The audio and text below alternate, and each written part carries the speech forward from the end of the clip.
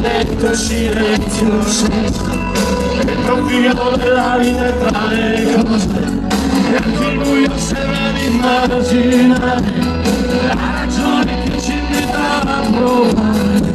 So che può far bene anche gridare, per riscattare l'anima dal torrone.